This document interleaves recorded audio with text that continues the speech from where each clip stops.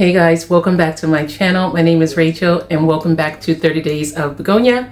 Today I'm going to be sharing with you my Black Magic Begonia, and here she is. And let me see if I can get the top of her. She is living outside, but she's not getting enough light, and so what I plan on doing is repotting her today. And I do see that she has a few leaves like this one here that is drying up because her soil is entirely too dry, much too dry. So I am going to repot her. I see a spider on her as well, but I'm going to leave the spider. She's living outside right now. I'd rather have a spider on her that I need to get off before I bring her back in, rather than another type of pest. So I'm not even going to bother with that little tiny spider up there, as long as he doesn't bother me. Okay, so here is the pot that she's in. And just so that I can keep up with her waterings better, I'm going to transfer her over to this pot, which is basically the very same size. And I am going to put her into self-watering. I'm going to be adding a wick to the inside of this. And this is just polyester nylon yarn. I'm going to be adding that to this right here, and I'm just going to put her in here. This is what I have been doing for my begonia that I repot, as well as my alocasia. And I'm going to show you the soil mixture that I'm using.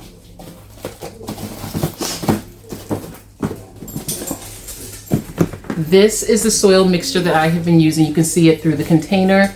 And this is cocoa coir and perlite. It's 1 part cocoa coir, 3 parts perlite. This mixture has been everything as far as changing how things happen with my plants, especially my alocasia, because they're all in self-watering in this mixture, all that I have repotted anyway, and they are doing amazingly well. So I'm going to be putting this plant into this mixture. I'm not even going to pull out all of the, if it can fit more soil, I'll put some in there. But for the most part, I'm just going to be adding this entire pot over to this one, because if I had a larger pot, I would actually mix it up with this more. But whatever I can add to this pot, I'm just going to add this mixture right here. So like I said, this is pretty much the same size pot, but begonia have such fine roots that you don't want to do too much to their roots. But I'm just going to release some of this. All this stuff on the top is so dry. I'm going to try to leave the ball intact as much as I can. And this right here is pretty much the very same thing that I have mixed for it. But the big difference is the amount of perlite in this, because this right here will solidify around these roots, and you see how fine these roots are. You don't really have room to play with that. So now I'm going to just fill in. I have no gloves on. I'm just going. Ay, ay, ay. Just gonna lay this right here. Put a little bit on top of it just to keep it nice and moist at the base of it. I don't know if I should bring this wick up a little bit higher.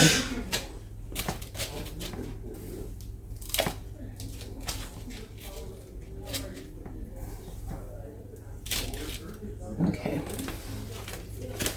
We'll just pop this in here. I'm gonna have to break this down a little bit more.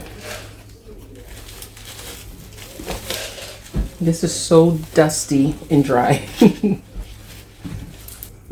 And so it hasn't been getting thoroughly watered. What I'm going to do is I'm going to actually put this into the shower and let it get completely saturated.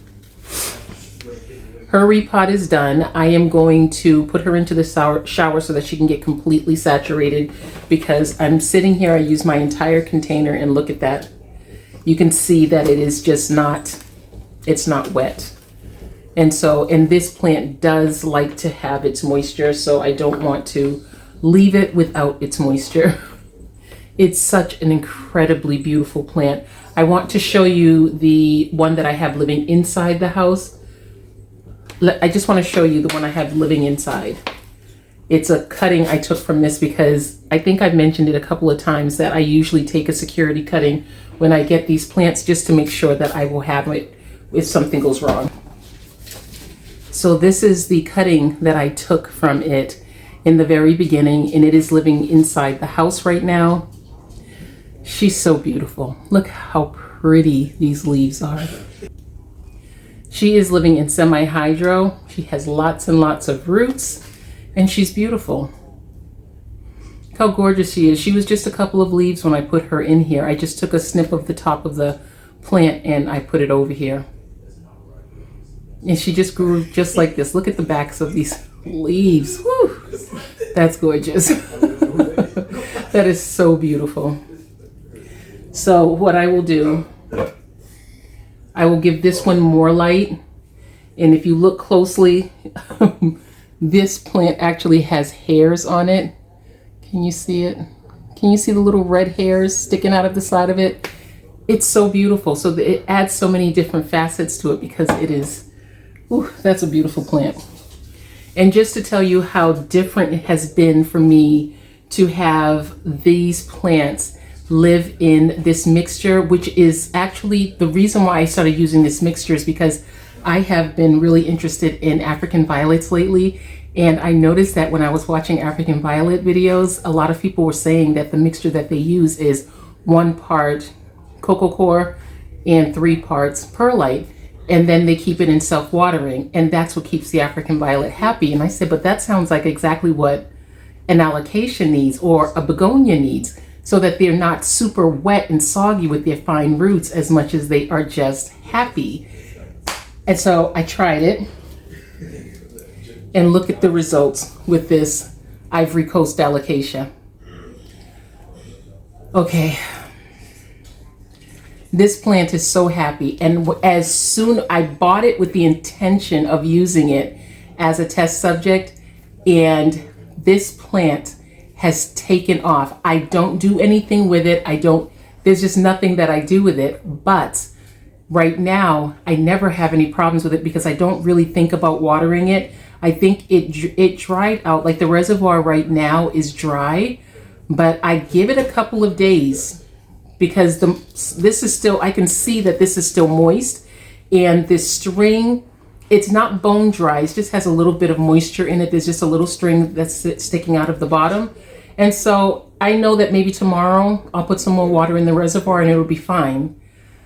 But because I am not allowing it to want for anything, this plant isn't drawing spider mites. Isn't that amazing? It's just not drawing spider mites. And so I had this plant before and it died because, I mean, just too much was happening with that plant. And now look at this. Look, every corm is sprouting in here. And it's just sitting on top of my refrigerator. So it's kind of angled because the window is right next to it. So I try to turn it every once in a while, but I just don't. I just look at this plant and I'm just so happy. Just so happy with this plant.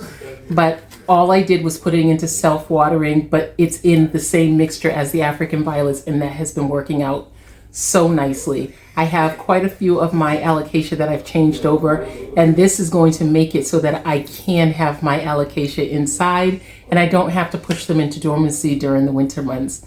I am so excited about this. I still can't believe it's doing so well.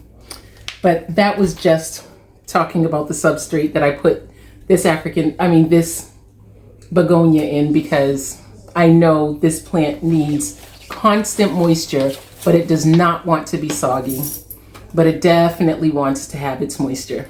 So that's my day 12 plant, my Black Magic begonia Black Magic, and I am looking forward to talking to you about the next one tomorrow. Bye guys.